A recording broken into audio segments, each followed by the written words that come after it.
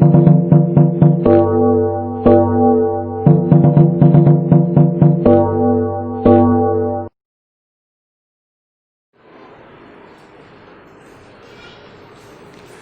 To science. कैसे हैं? उम्मीद है नोट्स सबने बना ली है और टेस्ट की तैयारी कर रहे हैं। Very good very good. हमने स्टार्ट किया था लाइफ प्रोसेस स्टडी किया था और हमने देखा था न्यूट्रिशंस को, और हमने ये भी देखा था ऑटोट्रॉप्स को और हेटेरोट्रॉप को। ऑटोट्रॉप मतलब जो अपना खाना खुद बनाते हैं, और उनके द्वारा की जाने वाली प्रोसेस कहलाई थी फोटोसिंथेसिस। फोटोसिंथेसिस की प्रोसेस में सनलाइट एनर्जी को यूज़ किया जाता था, क्लोरोफिल उसको एब्जॉर्ब करता था, वाटर और कार्बन डाइऑक्साइड को कंज्यूम किया जाता था, और जो प्रोडक्ट बनता था ग्लूकोज था C6H12O6, और साथ में ऑक्सीजन गैस रिलीज होती थी। इसका मैंने आपको फॉर्मूला लिखवा दिया था, पिछला लेक्चर में देख लीजिएगा। देखिए बेटा, फोटोसिंथेसिस अगर पढ़ना है तो डिटेल में जाना है तो बहुत बहुत बहुत बड़ा कॉन्सेप्ट है जो आप हायर क्लासेस में देखेंगे। फिलहाल कुछ पॉइंट्स में सम अप करते हैं। तो चलिए फोटोसिंथेसिस के कुछ इंपॉर्टेंट पॉइंट्स लिखते हैं। Point number 1, the food prepared by the green leaves of a plant is in the form of simple glucose called glucose।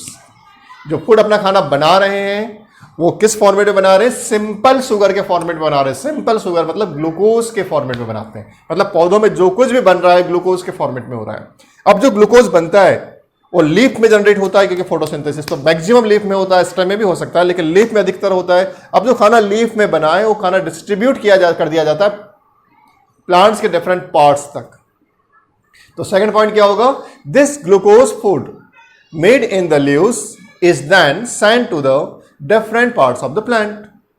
अब जितना कंज्यूम करना था प्लांट ने कंज्यूम कर लिया, और जो एक्स्ट्रा ग्लूकोज बच गया वो स्टोर हो जाता है in the form of starch. The extra glucose is changed into another food called starch is stored in the leaves of the plant. अब प्लांट में स्टार्च स्टोर हो गया, पक्की बात। नाउ ये जो ग्लूकोज और स्टार्च है बेसिकली क्या है? कार्बोहाइड्रेट के फॉर्म से। हम जो कार्बोहाइड्रेट बोलते हैं जो हमको हमारी बॉडी में जो एनर्जी देता है, तो ये इसके बेसिक फॉर्मेट्स क्या है? Glucose and starch. Glucose and starch belong to a category of food called carbohydrates. तो बेटा अल्टीमेटली क्या हो रहा है? अल्टीमेटली ये हो रहा है कि जो सोलार एनर्जी है, जो सन की एनर्जी है, वो कन्वर्ट हो रही है केमिकल एनर्जी में। किसके द्वारा? प्लांट्स के द्वारा। We can write fifth point, the green plant convert sunlight energy into chemical energy by making carbohydrate. ये थी फोटोसिंथेसिस। इसमें कुछ अब बेसिक चीजों का अपन स्टडी करने वाले हैं। तो फर्स्ट क्वेश्चन आएगा कि कौन कौन सी कंडीशन नेसेसरी है फोटोसिंथेसिस के लिए। हेडिंग डालेंगे condition necessary for photosynthesis. The condition necessary for photosynthesis to take place are number 1 sunlight, number 2 chlorophyll, number 3 carbon dioxide, number 4 water. ये 4 चीज़ों का होना जरूरी है। सनलाइट का होना जरूरी है, क्लोरोफिल का होना जरूरी है, कार्बन डाइऑक्साइड का होना जरूरी है और वाटर का होना जरूरी है, तभी फोटोसिंथेसिस परफॉर्म हो सकता है। राइट? अब एक बात ध्यान रखना, अलग से नोट करके लिख लेना। Please note that the condition necessary for photosynthesis are also condition necessary for autotrophic nutrition. Autotrophic nutrition के लिए जो कंडीशन है या फोटोसिंथेसिस के लिए जो कंडीशन है सेम है, क्योंकि ऑटोट्रॉपिक न्यूट्रिशन हो किसके द्वारा रहा? फोटोसिंथेसिस के द्वारा। तो एग्जाम में कंफ्यूज नहीं होना, ऑटोट्रॉपिक न्यूट्रिशन बोले या फोटोसिंथेसिस बोले। कंडीशंस में 4 पॉइंट डालेंगे, sunlight, chlorophyll, carbon dioxide and water. Next question आपसे एग्जाम पूछ सकता है, what are the raw materials? Raw material for photosynthesis क्या होंगे? भाई 4 ही तो होंगे। एक्चुअली देखना, कॉन्सेप्चुअली देखा जाए तो अगर मटेरियल बोला सब्सटेंस की बात कर रहा है तो 2 ही होता है, कार्बन डाइऑक्साइड एंड वाटर। लेकिन काफी सारे बुक्स और नोट्स में वाटर और सनलाइट और क्लोरोफिल को जोड़ दिया जाता है। बेसिक रॉ मटेरियल 2 ही है, कार्बन डाइऑक्साइड और वाटर। लेकिन अपन आंसर में 4 लिख देते हैं, carbon dioxide, water, sunlight and chlorophyll, क्योंकि सनलाइट मटेरियल नहीं हो, एनर्जी है, और क्लोरोफिल यूज नहीं किया जा रहा है बल्कि वो सनलाइट एनर्जी को एब्जॉर्ब कर रहा है। तो रॉ मटेरियल बेसिकली 2 ही होंगे, carbon dioxide and water. Raw material for photosynthesis लिखें, the preparation for carbohydrate by plants By the process of photosynthesis required following raw materials: number 1 carbon dioxide, second water, third sunlight, and fourth chlorophyll. Okay, now the question is, यहां से बहुत important concept शुरू होता है कि plants carbon dioxide को कैसे प्राप्त करते हैं. How the plant obtain carbon dioxide. जैसे कि आप ऑक्सीजन कैसे लेते हैं, आपने ब्रीथ इन किया, तो आपको क्या मिली, ऑक्सीजन मिली. आपने ब्रीथ आउट किया, आपने कार्बन डाइऑक्साइड को रिलीज किया. जब हम इनहेल करते हैं तो ऑक्सीजन अंदर लेते हैं, और जब हम एक्सहेल करते हैं तो कार्बन डाइऑक्साइड को रिलीज करते हैं. तो क्या उनके पास तो लंग्स नहीं है, प्लांट्स के पास लंग्स नहीं है, तो फिर वो कार्बन डाइऑक्साइड को कैसे प्राप्त करते हैं, इस चीज को हम समझने जा रहे हैं. How the plants obtain carbon dioxide. The answer is, इस प्लांट में छोटे छोटे छोटे छोटे टाइनी पोर्स होते हैं, टाइनी पोर्स होते हैं जो स्टोमेटा कहलाते हैं.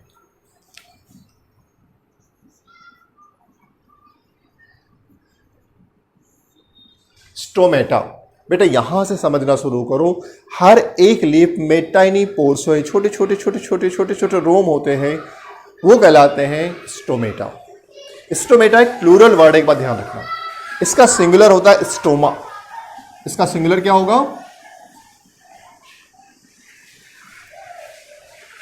इसका मतलब है कि मैं आपसे ये कह रहा हूं कि यदि कोई लीफ है, मान लीजिए एक लीफ है,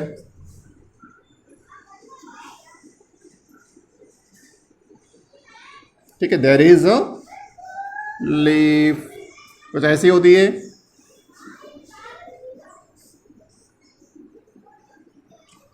तो नॉर्मली इसके डाउनवर्ड, नीचे के साइड में ही, अगर ये अपर पार्ट दिखाया, अगर नीचे वाला पोर्शन होता, इसमें से छोटे छोटे छोटे छोटे टाइनी पोर्स होते हैं, पूरे लीफ में होते हैं, और ग्रीन स्टेम में भी होते हैं. तो ये सारे के सारे पोर क्या कहलाएंगे, स्टोमेटा. लेकिन सिंगल पोर, जो एक पोर है, ये कहलाएगा स्टोमा. Is it clear? तो stomata is a plural word and stoma is a singular word. इसमें कंफ्यूज नहीं होना. There are large number of tiny pores called stomata on the surface of the leaves of plant. The carbon dioxide gas enters the leaves of the plant through the stomata present in their surface. जो भी carbon dioxide gas अंदर जा रही है leaf के अंदर, वो किसके थ्रू जा रही है, स्टोमेटा के थ्रू जा रही है. किसके थ्रू जा रही है, स्टोमेटा के थ्रू जा रही है. ईच स्टोमेटल पोर, स्टोमेटल पोर बोलो या स्टोमा बोलो, एक की बात करो तो स्टोमा या स्टोमेटल पोर. ईच स्टोमेटल पोर,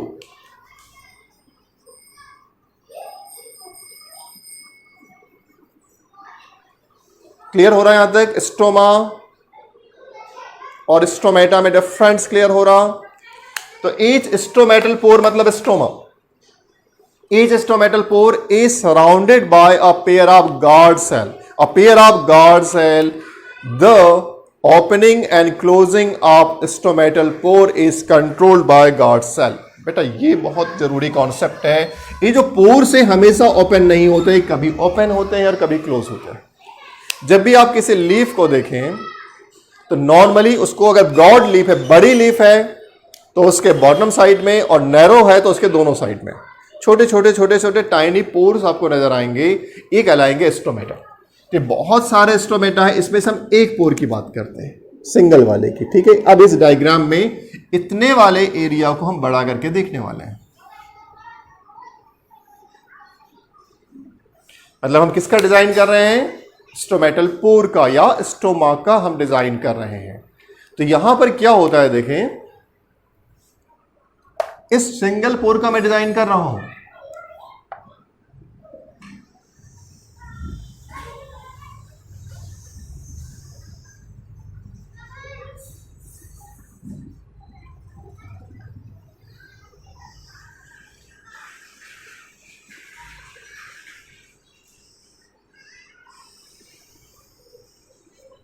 कुछ ऐसा स्ट्रक्चर होता है.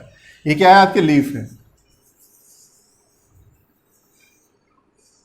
इसके सिंगल पोर का हमने डिजाइन बनाया हुआ है. यहां पे जो आपको ये जो दो स्ट्रक्चर दिख रहे हैं, pair of guard cell, this is known as guard sales.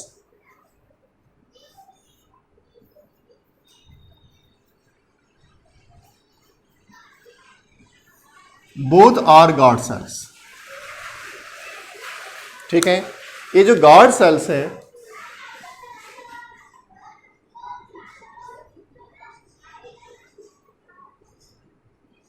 What is this? ना, ये स्टोमेटा नहीं है, स्टोमा नहीं है। ये जो हम आपको दिखा रहे हैं, this is chloroplast, this is chloroplast.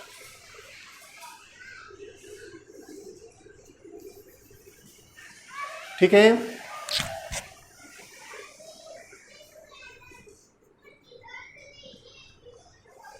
पहले इसको लिख दें।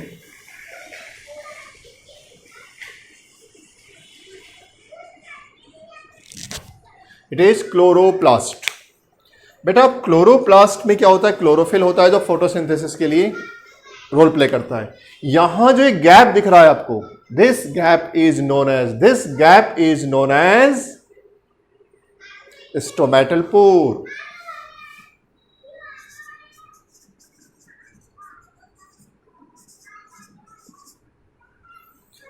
अब ध्यान रखें कि इस कंडीशन में ऐसा है,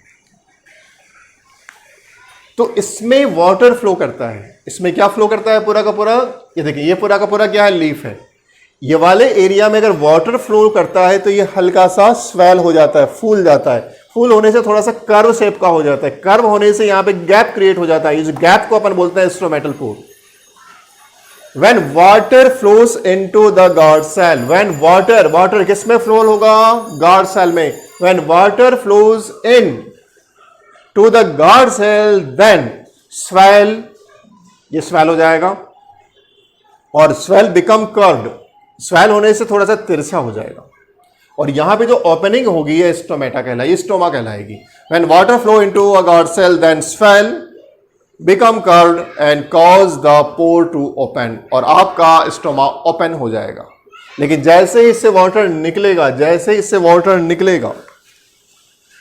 ये पहली कंडीशन थी। अब इसी की हम सेकंड कंडीशन का डायग्राम बनाते हैं।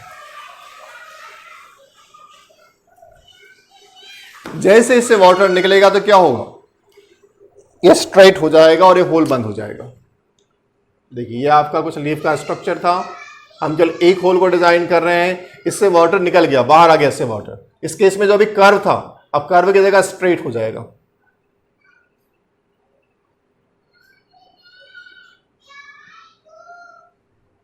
कुछ ऐसा। तो सेकंड वाला भी कैसा हो जाएगा?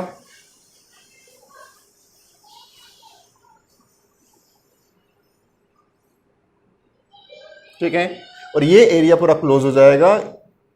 अब यहां से एयर का एक्सचेंज नहीं हो सकता।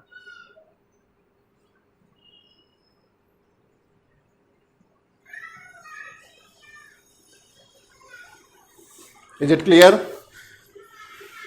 When the guard cell lose water, when the guard cell lost water, they shrink, become straight and close the stomatal pore. इसका मतलब है कि ये गार्ड सेल रिस्पॉन्सिबल है स्टोमा की ओपनिंग या क्लोजिंग के लिए। जब भी ऑब्जेक्टिव पूछे दिमाग में फिक्स कर लीजिए, गार्ड सेल में जब वाटर इंटर करेगा, गार्ड सेल हल्का सा फूल जाएगा और इस केस में इसमें एक ओपनिंग, इसका शेप कर्व हो जाएगा और यहाँ ओपनिंग क्रिएट होगी।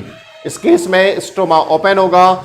जब इससे वाटर निकल जाएगा, स्टोमा क्लोज हो जाएगा। It is open stoma, it is close stoma. It is open stomatal pore, it is closed stomatal pore. पक्की बात? तो अब यहां पे कुछ इंपॉर्टेंट पॉइंट्स हम नोट कर लेते हैं इनसे related. Point number 1, a large amount of water is also lost from the cell through open stomatal pore.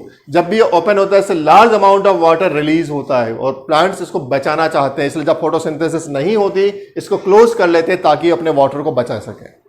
हम इंसान बेवकूफ हैं, हम तो वाटर को बहुत वेस्ट करते हैं, लेकिन प्लांट्स एक एक ड्रॉप का संभल कर इस्तेमाल करते हैं। Plants are more intelligent than human being. A large number of water is also lost from the cell through open stomatal pore. अगर stomatal pore open है तो बहुत सारा वाटर का लॉस होगा। Point number 2, when the plant do not need carbon dioxide and want to conserve water, the stomatal pores are closed. जब उन्हें carbon dioxide की रिक्वायरमेंट नहीं होती तो अपने स्टोमेटल पोर को क्लोज कर देते हैं। अगली बात बेटा यहाँ पे कि जब आपको पता है कि फोटोसिंथेसिस की प्रोसेस में कार्बन डाइऑक्साइड गैस यूज की जाती है, कंज्यूम की जाती है, लेकिन जब फोटोसिंथेसिस की प्रोसेस होती है तो ऑक्सीजन रिलीज होती है, वो ऑक्सीजन भी इसी के थ्रू रिलीज होगी, मतलब स्टोमेटल पोर के थ्रू रिलीज होगी। Third point, the oxygen gas produced during photosynthesis also goes out through the stomatal pore of the leaves. Leaves के स्टोमेटल पोर के थ्रू ही बाहर जाती है। इसका मतलब है यही वो पोर है, जैसे हमारे नॉस्ट्रल जैसा काम करते हैं वैसे ही इनके पास स्टोमेटल पोर है, पर हमारे पास ट्रू है, उनके पास खूब सारे, एक लीव्स में बहुत सारे हैं। Point number 4, please note that in addition to leaves the stoma या स्टोमेटा, क्योंकि बहुत सारे होंगे, stomata are also present in green stem. अगर स्टेम ग्रीन है, अगर तना हरे रंग का है तो उसमें भी स्टोमेटा होगा। The green stem also carry out photosynthesis, तो पौधों की पत्तियां ही खाना नहीं बनाती, फोटोसिंथेसिस की प्रोसेस में उसका स्टेम भी काम करता है। अब की बात, तो वी कैन, इस पूरी इतनी चीजें अपने बात की, अगर अपन एक लाइन में कंक्लूड करना चाहें तो we can say the gaseous exchange. Why gaseous exchange? Carbon dioxide अंदर जा रही है, ऑक्सीजन बाहर आ रही है। बेटा ध्यान रखो, प्लांट्स की बात कर रहे हैं, कार्बन डाइऑक्साइड इनपुट हो रही है, ऑक्सीजन आउटपुट हो रही है। हमारे अंदर ऑक्सीजन इनपुट हो रही है, कार्बन डाइऑक्साइड बाहर जा रही है। हमसे रिवर्स प्रोसेस होगी, हम वो बाद में देखेंगे जब हम ह्यूमन बींग्स का स्टडी करेंगे। अभी फिलहाल प्लांट्स के लिए, तो we can say the gaseous exchange in plants takes place through the stomata in leaves। की बात एक चीज की एकदम क्लियर हुई सबको? नौ, मैंने एक चीज आपको और बोला था कि देखिए कि अगर लीव्स का साइज बड़ा है, जो चौड़ी पत्तियों के पौधे होते हैं, उसमें स्टोमेटा नॉर्मली लोअर सरफेस पे होता है। सपोज एक लीफ है, मान लीजिए एक लीफ है, इस केस में जो लीफ है, इसके अगर ये चौड़ी पत्ती वाला है तो इसके नीचे साइड में स्टोमेटा होते हैं। लेकिन अगर ये लीफ नैरो है, कोई छोटी सी लीफ है, लंबी लंबी पतली पतली लीफ है, तो उसके बोथ साइड में स्टोमेटास होते हैं, ऊपर भी होते हैं नीचे भी होते हैं। इन द मोस्ट ब्रॉड, इसमें एक्सेप्शंस हो सकते हैं, in the most broad leaves plants the stomata occurs only in lower surface of the leaf, but in narrow leaves plant stomata are equally distributed on both side of the leaf, both side of the leaf. अब बात करेंगे aquatic plants की। मान लीजिए पानी का कोई पौधा है, उसमें भी पत्तियां ऐसी तैरती रहती है, अंदर भी हो सकती है। उस केस में वो वाटर के अंदर डिजॉल्व कार्बन डाइऑक्साइड को ले सकता है, जो एक्वेटिक प्लांट्स होते हैं, जो पानी के पौधे होते हैं। Aquatic plants use the carbon dioxide gas distributed या डिजॉल्व्ड इन वाटर। तो अपनी फोटोसिंथेसिस के लिए वो पानी के अंदर की कार्बन डाइऑक्साइड को यूज कर सकते हैं। इसके अलावा लोटस की जो लीफ होती है उसमें एक चीज और होती है, उसमें जो नीचे तो पानी होता है, उसकी ऊपर सरफेस पे स्टोमेटा होते हैं, यहां से भी वो ब्रीदिंग कर सकते हैं, मतलब यहां से भी वो कार्बन डाइऑक्साइड ले सकते हैं। ये भी हमें पता होना चाहिए थोड़ा थोड़ा, कभी कभी ऑब्जेक्टिव क्वेश्चंस बन जाते हैं। अब फोटोसिंथेसिस में दो चीजें क्लियर हो, इतनी सारी चीजें क्लियर हो चुकी है। अब एक बात पक्की है बेटा कि रॉ मटेरियल में दो इंपॉर्टेंट है, वाटर और कार्बन डाइऑक्साइड। हमने अभी क्या देखा, कार्बन डाइऑक्साइड कैसे लेते हैं, राइट? सनलाइट आ रहा है, सनलाइट तो क्लोरोफिल एब्जॉर्ब करेगा। कार्बन डाइऑक्साइड कैसे लेते हैं आपने देख लिया, स्टोमेटल पोर से लेते हैं। Now the question is water कैसे आता है? तो वाटर आपसे तो मालूम है कि रूट से आता है, पौधों की रूट में ही हम पानी देते हैं। How the plant obtain water from photosynthesis? Answer होगा the water required by plants for photosynthesis is absorb by the root of the plant. किसके द्वारा एब्जॉर्ब किया जाएगा? प्लांट की रूट्स के द्वारा एब्जॉर्ब किया जाएगा फ्रॉम द सॉइल। इसमें जो प्रोसेस काम होती है, जो प्रोसेस होती है जिससे कि रूट पौधों से पानी ले, जो रूट है जो सॉइल से पानी लेती है, इस प्रोसेस को बोला जाता है ऑस्मोसिस। ऑस्मोसिस।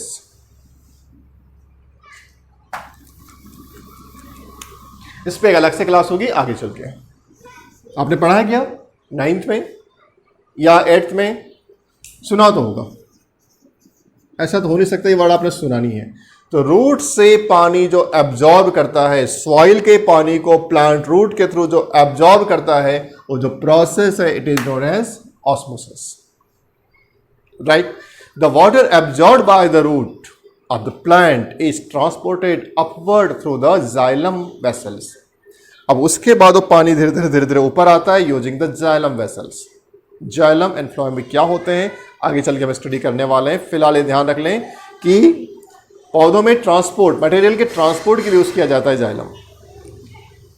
तो जाइलम वेसल्स के थ्रू पानी ऊपर चढ़ता है और फोटोसिंथेसिस पहुंच जाता है। फोटोसिंथेसिस का होगा सेल्स में, तो सेल्स तक वाटर पहुंच जाता है जाइलम वेसल के थ्रू। ये भी आपको पता होना चाहिए था थोड़ा थोड़ा। क्या प्लांट्स, अब मेरा एक अलग से क्वेश्चन है आपसे, क्या प्लांट्स इतना ही यूज करते हैं? वाटर, कार्बन डाइऑक्साइड, सनलाइट, तो फिर तो हम पौधों को इतने सारे फर्टिलाइजर्स क्यों देते हैं? ध्यान रखना यहां पे कंफ्यूजन होता है। अपना फूड प्रिपरेशन करने की प्रोसेस हमने सीखी, लेकिन फूड के अलावा पौधे को अपना स्ट्रक्चर क्रिएट करना है, स्टेम क्रिएट करना है और बाकी बॉडी पार्ट्स बनाने हैं, उसके लिए उसको अदर मटेरियल्स भी लगते हैं। The plant also need other raw materials such as nitrogen, phosphorus, iron and magnesium for building their body. The plant takes these material from the soil. ये सारा भी किससे लेंगे? मिट्टी से लेंगे, सॉइल से लेंगे। दैट्स वाई हमें पौधों के लिए फर्टिलाइजर्स यूज करने पड़ते हैं, लेकिन उसका फोटोसिंथेसिस में कोई रोल नहीं है, पौधों के स्ट्रक्चर में रोल है। अब एक और क्वेश्चन हो सकता है कि एक्चुअली फोटोसिंथेसिस कहां होता है? साइट ऑफ फोटोसिंथेसिस पूछा तो मान लीजिए क्वेश्चन किया उसने सिंगल लाइन क्वेश्चन में कि tell about site of photosynthesis. The answer is the site of photosynthesis in a cell of the leaf और क्लोरोप्लास्ट। एक वर्ड आया था क्लोरोप्लास्ट, यहां पर फोटोसिंथेसिस होता है। क्लोरोप्लास्ट के अंदर क्लोरोफिल होता है, ठीक है। The site of photosynthesis in a cell of the leaf और chloroplast. Chloroplast can seen easily by using light microscope. छोटा सा माइक्रोस्कोप लगेगा लेकिन उसके थ्रू ही आप देख पाएंगे। Chloroplast are the important organelles in the cell of green plant which contains chlorophyll। तो एक क्लोरोप्लास्ट क्या कंटेंट करता है? क्लोरोफिल कंटेंट करता है और वो क्लोरोफिल ग्रीन कलर का होता है। That's why plant green colour के नजर आता है, ठीक है। ये हमने एक बहुत ही अपर लेवल पे स्टडी की है, 10th लेवल पे। अदरवाइज फोटोसिंथेसिस बेटा बहुत बहुत बहुत टाइम लेती है, देखिए फिलहाल 10th के लिए इतना है। जितने इंपॉर्टेंट क्वेश्चंस आ सकते थे हमने कर दिया है, आप नोट्स बनाते जाएं। आज के लिए इतना ही, तब तक के लिए study study study and again study. खुश रहिए और आगे बढ़ते रहिए। Thank you.